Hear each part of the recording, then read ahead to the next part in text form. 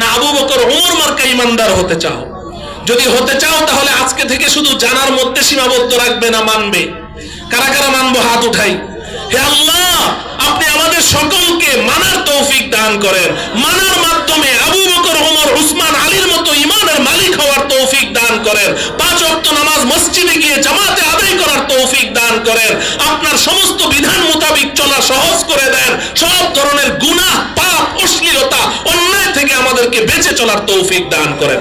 আমিন। হাত নামান।